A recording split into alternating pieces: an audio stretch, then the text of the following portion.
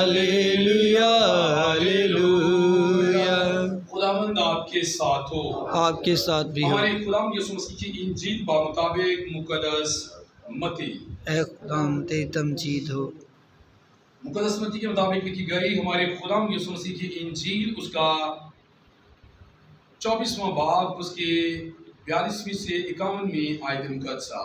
پس جاگتے رہو، کیونکہ تم نہیں جانتے کہ تمہارا خداوند کس دن آئے گا، لیکن تم جانتے ہو کہ اگر مالک مکان کو معلوم ہوتا کہ کس گھڑی چور آئے گا تو البتہ جاگتا رہتا اور اپنے گھر میں نقب لگانے نہ دیتا۔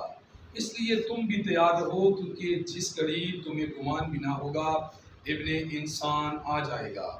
بس وہ وفادار اور ہوشیار غلام کون ہے جسے اس کے آقا نے اپنے گھرانے کے لیے مقرر کیا تاکہ وقت پر ان کو کھانا کھلائے۔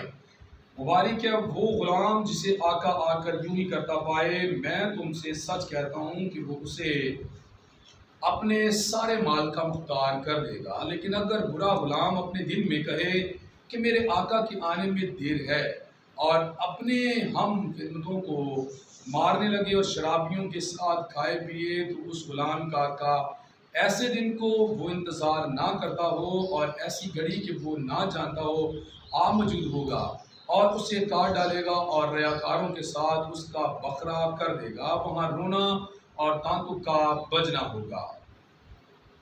انجیل جلیل کے وسیلہ سے ہم سب کی خطائیں معاف کی جائیں۔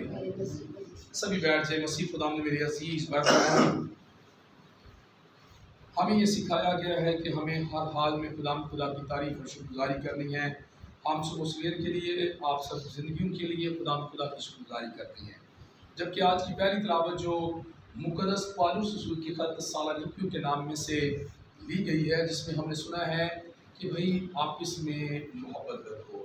وہ کہہ رہا ہے مقدس پالوس رسول اپنی اس کلیسیا کو کہ میں اس انتظار میں رہتا ہوں کہ کب تمہارا منہ دیکھوں، اور میں دعا کو رہتا ہوں تمہارے لیے کہ تم صحیح سلامت اور ٹھیک ٹھاک رہو، تاکہ جب میری دوبارہ سے تمہارے ساتھ ملاقات ہو، میں بتاؤں کہ میں تمہاری محبت میں کتنا آگے بڑھ چکا ہوں۔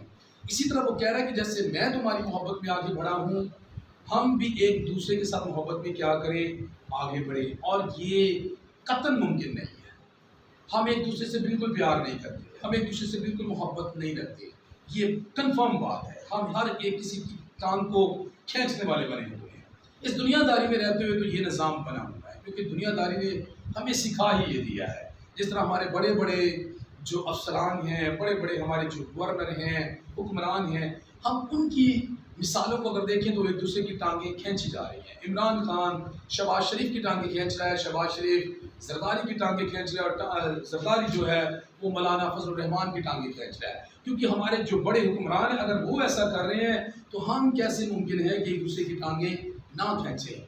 یہاں تک ہمیں بتایا گیا ہے کہ ہمیں کیا کرنا ہے، ایک دوسرے سے محبت رکھنی ہے۔ اگر ہم ایک دوسرے سے محبت رکھیں گے، ہم ایک دوسرے کی ٹانگیں نہیں کھینچیں گے، ہم ایک دوسرے کا کیا دیں گے، ساتھ دیں گے، ایک دوسرے کا ساتھ دیں گے۔ اگر ہم ایک دوسرے کا ساتھ دیں گے تو پھر ہم کلام کی اس بات کو پورا کریں گے۔ یوسف نے فرمایا کہ میں دنیا کے آخر تک ہر روز تمہارے کیا ہوں، ساتھ ہوں۔ کیونکہ بھائی آپ میں بھی خداوند یسوع مسیح رہتا ہے، میرے اندر بھی خداوند یسوع مسیح رہتا ہے، کیونکہ کلام میں یہ بات لکھی ہوئی ہے کہ تم روح القدس کا کیا ہو، مقدس ہو، تم روح القدس کی کیا ہو، ہیکل ہو۔ بھائی ہمارے اندر پاک روح رہتا ہے۔ جب ہمارے اندر پاک روح رہتا ہے تو یسوع مسیح نے وہ بات جو کہی کہ میں دنیا کے آخر تک ہر روز تمہارے ساتھ ہوں، اس سے مراد یہ ہے کہ مجھے اور آپ کو ایک دوسرے کا کیا دینا ہے، ساتھ دینا ہے، ایک دوسرے سے محبت رکھنی ہے، ایک دوسرے سے پیار کرنا ہے۔ جبکہ آج کی انجیل پاک میں ہم نے سنا ہے کہ خداوند یسوع مسیح نے ہمیں یہ بات سکھائی ہے کہ ہم نہیں جانتے کہ کب ابن انسان آ جائے گا۔ وہ ایسے آئے گا جیسے چور آتا ہے۔ چور ایسے آتا ہے، کسی کو بتا کر آتا ہے چور کسی کو کوئی بات بتا کر نہیں آتا۔ ہاں ہمیں البتہ اس بات کا علم ہوتا ہے کہ چور کا طریقہ کار کیا ہو سکتا ہے۔ چور کا طریقہ کار یہ ہے کہ اس کا کوئی پتہ نہیں، وہ کسی بھی گھڑی آ سکتا ہے۔ وہ آئے گا، وہ دیوار میں نقب لگائے گا، نقب لگا کے کیا کرے گا، اندر گھسے گا اور پھر اس میں سے سارا مال اس باپ کیا کرے گا، لوٹ لے گا۔ ہاں اگر ہم جانتے اس بات کے بارے میں تو ہمیں اپنے آپ کو کیا کرنا ہے، آنے والے چور کے لیے تیار رہنا ہے کہ ہم اس کے ساتھ کیا کریں، اس کا مقابلہ کر سکیں۔ اسی طرح یسوع مسیح فرما رہے ہیں کہ اپنے آپ کو میرے آنے کے لیے کیا کرو، تیار کرو، کیونکہ ہم نہیں جانتے کہ ابن انسان کب آ جائے گا۔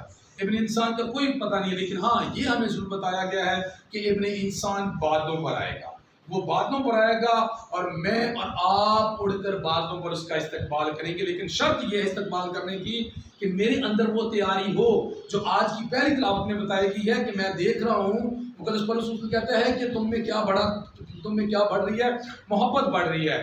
لیکن وہ کہہ رہا ہے کہ اگر مجھ میں یہ محبت بڑھ رہی ہے تو تم بھی ایک دوسرے کے ساتھ کیا کرو، محبت رکھو۔